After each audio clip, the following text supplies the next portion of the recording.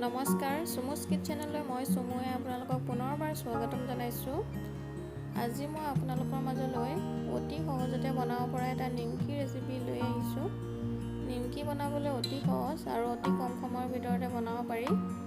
আপোনালোকক মই আজি দুটা পদ্ধতিৰে অতি সহজতে বনাই দেখুৱাম। তেনে আহকচোন। নিমকি বনাবৰ কাৰণে মই 200 গ্ৰাম ময়দা লৈছোঁ, ঘি লৈছোঁ 3 চামুচ, ক'লা জিৰা অলপমান লৈছোঁ,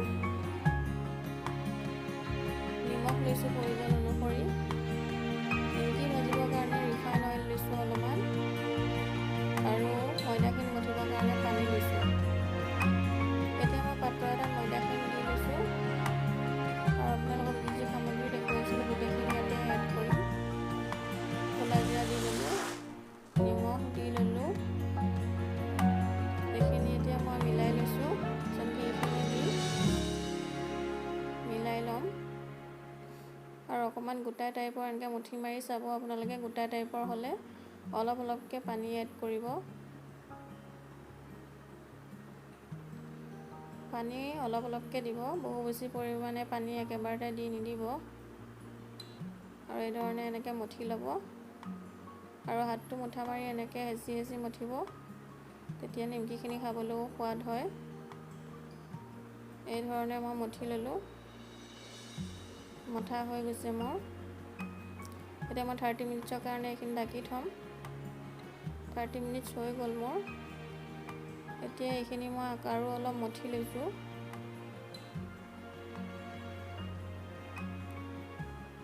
এতিয়া মই এইখিনি 4টা ভাগত ভাগ কৰি ল'ম।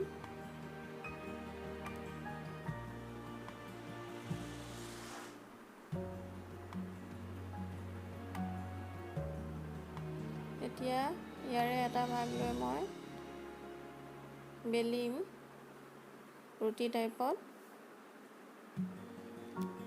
ময়দা অলপ ছটিয়াই পেলাই লৈছোঁ। আপোনালোকে ৰিফাইন অইলো লগাই ল'ব পাৰে।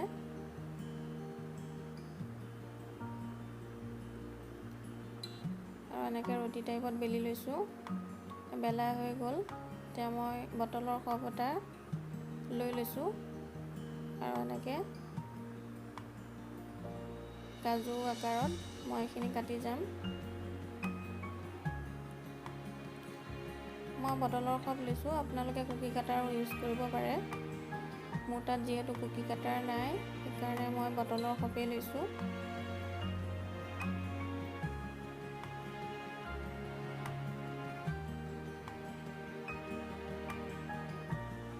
এনেকৈ কাটিবলৈ বহুত সহজ হয়। আৰু এই ধৰণে মই এনেকৈ গোটেইখিনি কাটি ল'ম এইটো চেপত। আৰু ৰৈ যোৱাখিনি আকৌ পিছত মই ইয়াতে বেলি লৈ এড কৰিম। এনেদৰে মই কাটি ল'লোঁ গোটেইখিনি।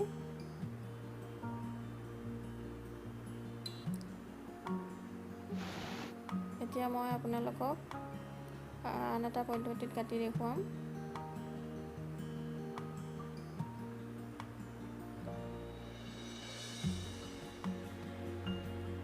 এনেকৈ আপোনালোকে এইটো পদ্ধতিটো কাটি ল'ব পাৰে।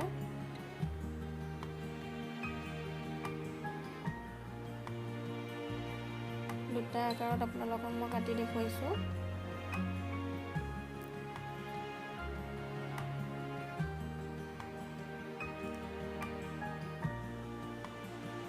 কাটা হৈ গৈছে মোৰ।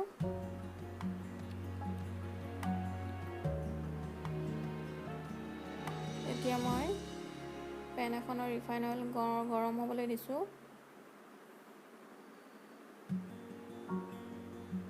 ৰিফাইনখিনি গৰম হৈ গ'ল, চেক কৰি চালোঁ এটা দি।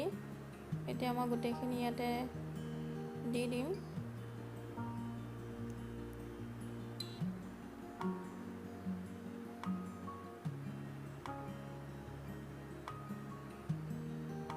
এতিয়া মই লৰাই আছোঁ এইখিনি।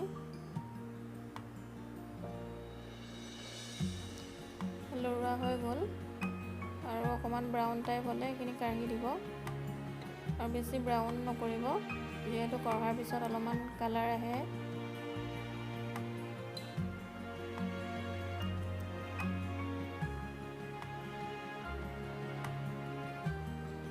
এইখিনি কাজু টাইপৰখিনি কাঢ়ি ল'লোঁ। এতিয়া মই আলু চেপৰখিনি ইয়াতে দি দিছোঁ। এইখিনিও ভাজি ল'ম এনেকৈ আলুখিনি ভজাৰ দৰে।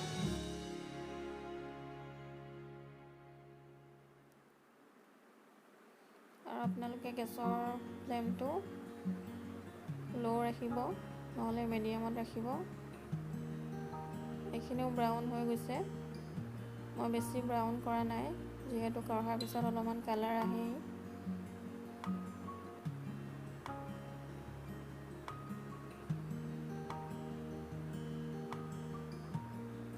মোৰ হৈ গ'ল, নিমকি ৰেডি হৈ গ'ল।